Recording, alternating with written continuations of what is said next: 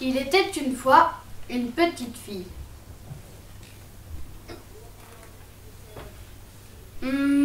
Non, pas si petite.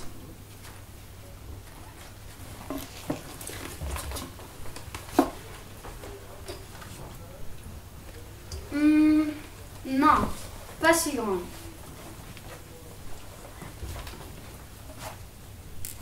Là, c'est bien. Donc, on reprend. Il était une fois une petite fille qui vivait chez un homme qu'elle prenait pour son père, dans une maison en bordure de forêt. Forêt dont il lui avait formellement interdit l'accès. Allez, s'il te plaît, juste une fois. Non, tu n'iras jamais dans la forêt. Un jour, alors que son père partait faire des courses,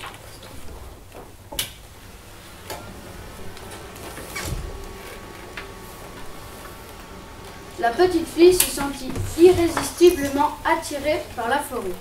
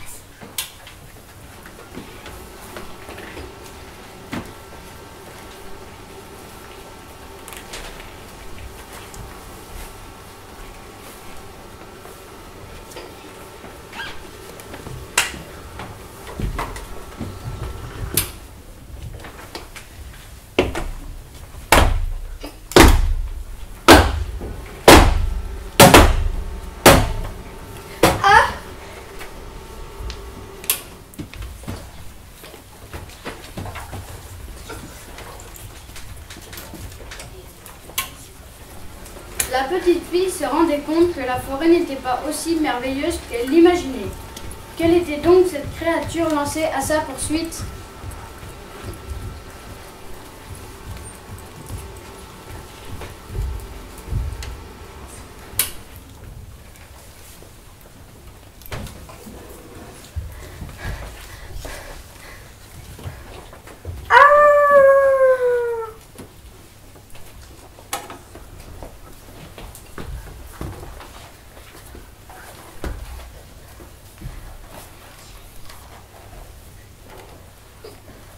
Que tu as de grands bras. C'est pour mieux t'attraper, mon enfant. Que tu as de grandes oreilles. C'est pour mieux t'entendre, mon enfant. Que tu as de grandes dents. C'est pour mieux te croquer, mon enfant. Arrête de lui faire peur. Tu vois bien que ce n'est pas drôle. Tiens, prends ce morceau de galette.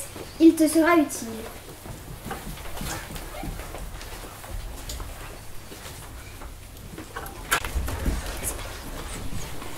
Hey ho, Eh oh, on rentre du boulot.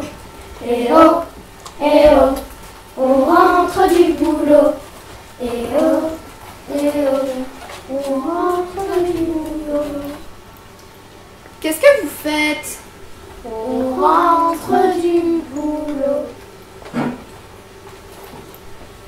Bonjour. Tu me parais bien maigre. Viens te restaurer chez nous. Ah oui, viens.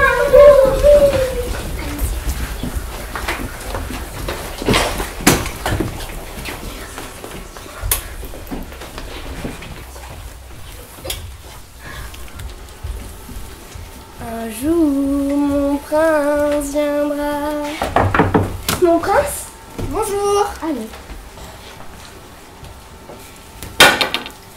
Mais c'est toi? C'est toi? Tu existes vraiment? Ben oui, pourquoi? Pas le temps de t'expliquer. Je suis menacée par quelqu'un. Votre belle-mère? Tu t'en souviens? Tu t'en souviens vraiment? Tu...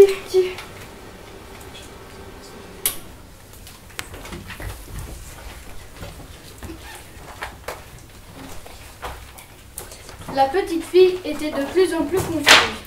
Qui étaient toutes ces personnes? Pourquoi la jeune femme s'était-elle transformée en homme? Pourquoi avait-elle l'impression de les connaître? Et surtout, qui était-elle vraiment?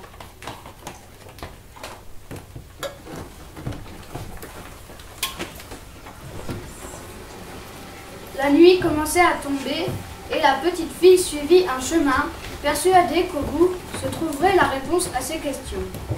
La forêt n'avait plus rien d'effrayant désormais. C'est comme si elle avait toujours vécu ici. Ici, elle percerait le secret de ses origines.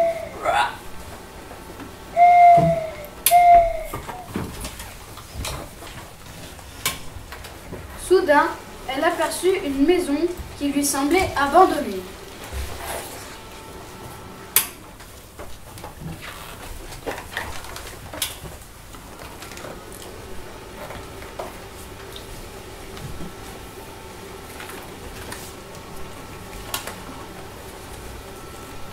Ma chère enfant, si tu peux enfin lire cette lettre, c'est que l'espoir peut renaître. Tu appartiens à la lignée des conteurs. Lorsque tu es né, nous vivions dans une période sombre. Les gens de ta lignée, chargés de transmettre les histoires, étaient de plus en plus persécutés, pourchassés. Ainsi en avait décidé le tyran, qui faisait la chasse à tous les raconteurs d'histoires. Les histoires détournent de la vérité, répétait-il sans cesse. Il commença par s'en prendre aux plus puissants d'entre nous, ceux qui possédaient le plus d'histoires. Ils périrent dans les flammes. Cette terreur finit par anéantir toute résistance. J'étais enceinte et j'étais fatiguée.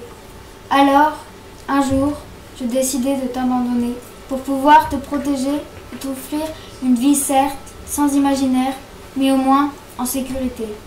Ton père et moi avons fait un choix, forcément terrible. Nous t'avons confié à un ami qui devait à tout prix garder le secret de tes origines. Les conteurs ont des endroits où ils viennent puiser leurs ressources. Toi, c'est la forêt. Si tu tombes sur cette lettre, c'est que tu as pénétré dans la forêt, bravant l'interdit, et que nous avons connu un sort tragique. Tu as le choix de ton destin. Une vie sans imaginaire, sans poésie, sans rêve, mais sûre. Ou une vie peuplée de rêves, mais menacée. Quel que soit ton choix, ta vie n'aura rien de facile. Si tu choisis de poursuivre l'œuvre de tes ancêtres, garde avec toi les objets que tu auras récoltés dans la forêt. Ils sont la preuve que les histoires existent. Si les hommes les voient, c'est qu'ils acceptent ce pouvoir.